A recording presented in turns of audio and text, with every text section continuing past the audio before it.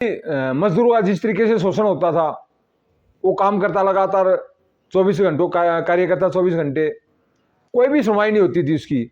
मैंने आम आदमी की देखी, आम आदमी अपनी समस्या को लेकर ना काफ़ी तकलीफ में रहता था, जो ग्रामीण क्षेत्र के ज़्यादा थे उस टाइम पे। मैंने एक लक्ष्य लिया था कि भाई मैंने आम आदमी की आवाज़ उठानी है। दूसरी बार मैं जिला पार्षद बना और मेरा वार्ड भी नहीं था, मैं दूसरे वार्ड से लोगों ने मेरे को आशीर्वाद दिया, 1310 वोटों से मेरे को दूसरी बार जिला पार्षद बनाकर भेजा। तो अब भी गरीब आदमी की आज भी चाहे किसान है चाहे मजदूर है, उनकी कोई भी सुनवाई नहीं हो रही थी। लक्ष्य लगातार जारी रहेगा और मौका दिया परमात्मा लक्ष्य लेकर चले आऊँ। विधानसभा में जाकर जो स्टेट की आवाज़ उठानी है, जो जिले की आवाज़ उठानी है, वो विधानसभा से ही हो है। मेरा लक्ष्य है कि लोगों का आशीर्वाद मेरे सिर पर है, तो मैं विधानसभा की मेरी तैयारी है।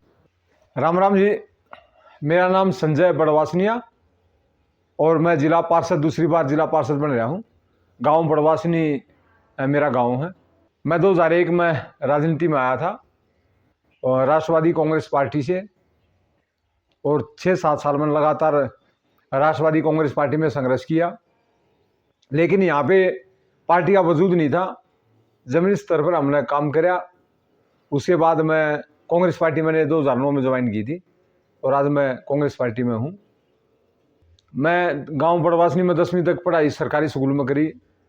उसके बाद मैंने +2 करी सोनीपत से, और फैक्ट्री में काम करते हुए एक मजदूर के तौर पर, एक पीएन के तौर पर मैंने एड्रेस फैक्ट्री में काम किया। उससे पहले मैंने 1 साल सिक्योरिटी गार्ड की नौकरी भी की दिल्ली में, रजौरी गार्डन में कार्यालय था वहाँ पे। नोएडा में भी मैंने जॉब की, सिक्योरिटी गार्ड की 1 साल करी।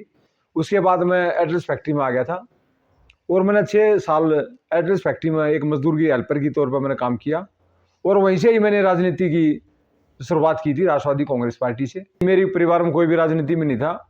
मेरी एक इच्छा हुआ करती अगर मैं कांग्रेस का सदस्य बन लूँ, और मैं सुबह को जाता ना, कांग्रेस कार्यालय था वहाँ पे, लेकिन एक झिझक सी थी, मैं वापिस आ जा रहा था मेंबर बनने के लिए।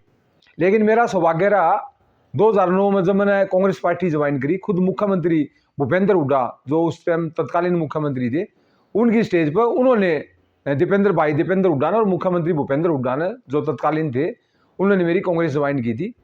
तो मैंने उस दिन सबक लिया था, कोई भी आप अगर लक्ष्य लेकर चलोगे, मेरा लक्ष्य तो एक मेंबर का था ना, और एक कार्यालय में जाके मेरा मेंबर बनने का वो था। लेकिन मेरी जो ज्वाइनिंग हुई वो एक मुख्यमंत्री से उस टाइम पर ज्वाइन हुई, तो मेरे लिए बहुत बड़ा एक जो मेरा सौभाग्य था और मेरा जो लक्ष्य था, वो बड़ा लक्ष्य वहाँ का मेरा कामयाबी मिली। देखी थी मजदूरों का जिस तरीके से शोषण होता था, वो काम करता लगातार 24 घंटों का कार्य करता 24 घंटे, कोई भी सुनवाई नहीं होती थी उसकी। मैंने आम आदमी की देखी, आम आदमी अपनी समस्या को लेकर ना काफ़ी तकलीफ में रहता था, जो ग्रामीण क्षेत्र के ज़्यादा थे उस टाइम पे। क्योंकि गांव में आज भी हालात यही है कि आम आदमी की सुनवाई नहीं होती। अपने काम के लिए सरकारी कार्यालय के चक्कर, विधायक के चक्कर, सांसद के चक्कर काटने पड़ते, उसके बावजूद भी उनकी कोई सुनवाई नहीं हो रही थी। मैंने एक लक्ष्य लिया था कि भाई मैंने आम आदमी की आवाज़ उठानी है। और जब मैं 2010 में जिला पार्षद बना, उस टाइम भी काफ़ी बीपीएल परिवारों की, गरीब आदमियों की आवाज़ उठाई। कम से कम भी 83-84 गाँव में 100-100 गज के प्लाटों के लिए मैंने संघर्ष किया, उनको प्लाट दिलवाए। 83-84 गाँव थे, और उसके आज भी वो लड़ाई जारी है। और बीपीएल परिवार, किसी कार्ड कट गए, किसी को इनकम अब जैसे ज़्यादा चढ़ा दी, लगातार संघर्ष किया हमने गरीब आदमी के लिए, और उसका आज फल भी मिला है। दूसरी बार मैं जिला पार्षद बना और मेरा वार्ड भी नहीं था, मैं दूसरे वार्ड से लोगों ने मेरे को आशीर्वाद दिया, 1310 वोटों से मेरे को दूसरी बार जिला पार्षद बनाकर भेजा। तो मैं अब भी लगातार लोगों की लड़ाई लड़ रहा हूँ। लगातार मैं देखता हूँ अब भी गरीब आदमी की आज भी, चाहे किसान है चाहे मजदूर है, उनकी कोई भी सुनवाई नहीं हो रही थी। और एक प्रयास रहता है, कोई भी आदमी समस्या के लिए आए तो मैं लोगों के बीच में जाकर उनकी आवाज़ को उठाऊं, और मैं लगभग 99% मेरी प्रभु की कृपा रही है कि वो लोगों की समस्या दूर भी होती है। मेरा लक्ष्य लगातार जारी रहेगा और मौका दिया परमात्मा लक्ष्य लेकर चले आऊँ। विधानसभा में जाकर जो स्टेट की आवाज़ उठानी है, जो जिले की आवाज़ उठानी है, वो विधानसभा से ही हो है। मेरा लक्ष्य है कि लोगों का आशीर्वाद मेरे सिर पर आ, तो मैं विधानसभा की मेरी तैयारी है। स्वाद पूर्ति में देख रहा हूँ जिस तरीके से आवाज़ जो विधानसभा में उठनी चाहिए, मैं तो जिला परिषद में अपने वार्ड की, अपने जिले की, पूरे जिले की आवाज़ उठाता हूँ। और विधानसभा में एक ऐसी चीज़ होती है, क्योंकि कानून से जो भी स्टेट के जो कानून हो विधानसभा में, जो देश की है वो लोकसभा में बनते हैं। और विधायक के पास एक बड़ा अवसर होता है अपने जिले की, अपने हल्के की समस्या को उठाने का। अगर वो ठीक ढंग से उसका निर्वाह करे तो मेरे हिसाब में कोई समस्या का समाधान नहीं रहेगा। आज जब विधायक के भत्ते या उनकी तनख्वाह बढ़ती है तो सारे एक मेज पर जितने भी विधायक है स्टेज मेज पर बैठा ताली बजा देते हैं और उसको उसी टाइम पारित करवा देते हैं। जब लोगों की समस्या की बात आती है तो इस तरीके से वो इकट्ठे नहीं होते, जब वो बट जाते हैं। लेकिन जब उनके विकास की या उनके हक की बात होती है तो सारे एकजुट हो जाते हैं। इस तरीके से नहीं होना चाहिए। सभी को जनता ने जो बना के भेजा है उसकी समस्याओं को पहले लेना चाहिए। आज स्वास्थ्य की सेवाएं देख लो आप, स्वास्थ्य सेवा के लिए आम आदमी कैसी तकलीफ में है। कोई भी स्वास्थ्य सेवा सरकारी अस्पतालों में नहीं है। जितनी गांव में सीएचसी है, पीएचसी है, सबके हालात खराब है। किसी भी सीएचसी पीएचसी में कोई सुविधा नहीं। वहाँ दो डॉक्टर बैठा रखा है, स्टाफ बैठा रखा है, वहाँ कुछ भी नहीं है, सिर्फ सिर के दर्द या बुखार की दवाई मिलेगी। तो ये व्यवस्था नहीं होनी चाहिए। सीएचसी पीएचसी में भी सुविधा एक अस्पताल के बराबर होनी चाहिए। और जो सामान्य अस्पताल है या खानपुर है तो वो व्यवस्था सोनीपत में हर 15-20 गांव में एक ऐसी व्यवस्था होनी चाहिए। कोई इमरजेंसी को चीज़ जा तो वहाँ जाते ही व्यवस्था मिले। आज आधे से ज़्यादा आदमी जो दम तोड़ रहे हैं या बीमारियाँ बढ़ रही है वो स्वास्थ्य सेवा न होने की वजह से है। और प्राइवेट अस्पताल लूट में जा रहे हैं। अब मजबूरन जब वहाँ व्यवस्था नहीं मिलती तो प्राइवेट अस्पताल में जाके लोगों को लूटना पड़ रहा है और मनचाहे रेट देने पड़ रहे हैं। लेकिन अगर सरकारी अस्पताल में व्यवस्था हो तो वह समस्या नहीं आएगी, लूट खसोट बंद होगी। और जिस तरीके से सांसद या विधायक को स्वास्थ्य लाभ मिल रहा है वही लाभ आम जनता को मिलना चाहिए।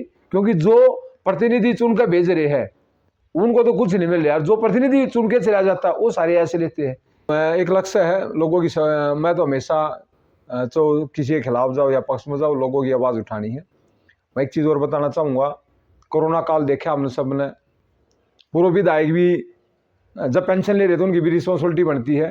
लेकिन कोरोना काल में बहुत कम पूर्व विधायक निकल के आए हैं। और आप देखिए एक बुढ़ापा पेंशन अगर उसकी इनकम 3-4 लाख रुपए, 3 लाख रुपए, 2.5 लाख से ऊपर, 3 लाख से ऊपर हो जाती, पेंशन काट देते हैं। जबकि जो पूर्व विधायक है, पूर्व सांसद है, मोटी इनकम उनके पास, मोटा सिस्टम है, उनकी पेंशन क्यों नहीं काटी जा रही? तो मैं इस मुद्दे को भी अभी लेके जाऊंगा लोगों के बीच में। पेंशन बंद होनी चाहिए। सेवा भाव से आ रही तो पेंशन किस लिए है? एक कर्मचारी 35 साल 30 साल देश की सेवा करता है, प्रदेश की सेवा करता है, उसकी तो पेंशन खत्म कर रखी है। और एक शपथ लेते ही वो पेंशन ले रहा है और मोटी पेंशन ले रहे हैं। तो ये चीज़ बंद होनी चाहिए। और पूर्व सांसद या विधायकों की पेंशन बंद करने का भी हम एक मुद्दा लेकर चलेंगे। भाई ये पेंशन बंद करनी चाहिए और जनता का पैसा जनता के हित के लिए लगना चाहिए, स्वास्थ्य लाभ के लिए लगना चाहिए, शिक्षा के लिए लगना चाहिए, बुजुर्ग है उनकी सेवा के लिए लगना चाहिए। और कई जगह और जहाँ पे जरूरत है वहाँ पे खर्च होना चाहिए। युवाओं को जिस तरीके से शिक्षा की तरफ आज युवा अक्सर है, स्पोर्ट्स की तरफ है, इसी तरीके से युवाओं को राजनीति में भी आना चाहिए। और अच्छे देश के विकास के लिए, प्रदेश के हित के लिए युवाओं को आगे बढ़ना चाहिए। और राजनीति सेवा भाव है, कोई ये थोड़ा कि उस चीज़ का सेवा भाव के लिए युवाओं को भी राजनीति में भागीदारी करनी चाहिए। वो सामाजिक काम भी कर सकते हैं, नशे के खिलाफ है और कई मुद्दे ऐसे हैं तो उसके बाबत आवाज़ युवा उठा सकता है। युवा देश की रीढ़ की हड्डी है। युवा पढ़ाई में भी है, स्पोर्ट्स में भी है। साथ के साथ आप देखो पहले सरपंच जो बनाया करते 60 से ऊपर 55 से ऊपर बनाया करते, आज युवा 24 साल का 25-26 साल के युवा जो सरपंच बनने लगे रहे हैं। तो एक परिवर्तन हो रहा है और उनके कार्य भी करने में क्षमता भी है। जो युवा सरपंच आए वो अपने ढंग से गांव के विकास के लिए खुद का एक नक्शा तैयार कर लेते हैं और बढ़िया ढंग से गांव का विकास भी कर रहे हैं।